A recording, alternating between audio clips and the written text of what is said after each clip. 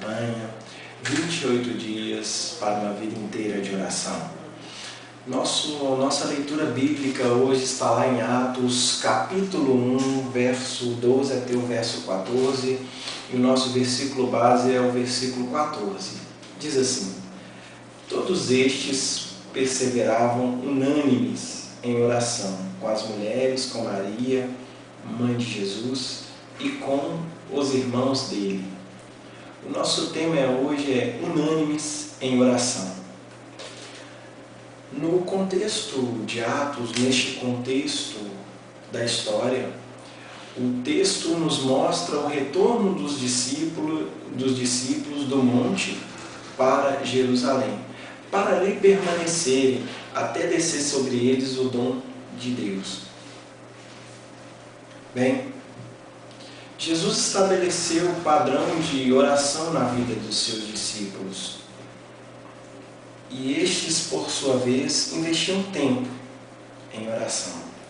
Uma característica de Lucas, o autor do livro de Atos, é a constante menção sobre as orações dos discípulos, sobre as orações de Jesus.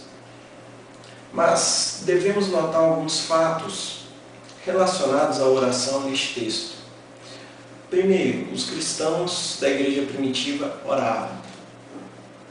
Eles tinham o costume de orar.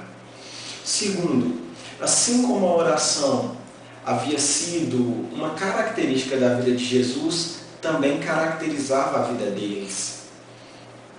Terceiro, Lucas enfatiza a persistência dos discípulos na oração.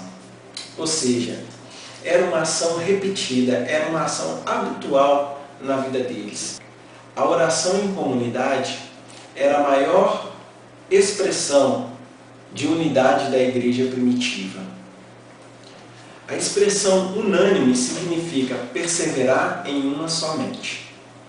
A igreja contemporânea enfrenta hoje uma grande dificuldade em perseverar em uma somente.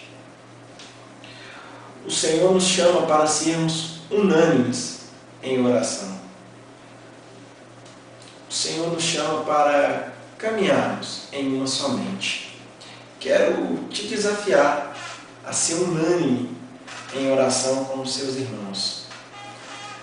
Peça ao Espírito Santo para te capacitar a manter essa unidade, a manter essa mente, uma só mente, e perseverar em oração. Que Deus abençoe.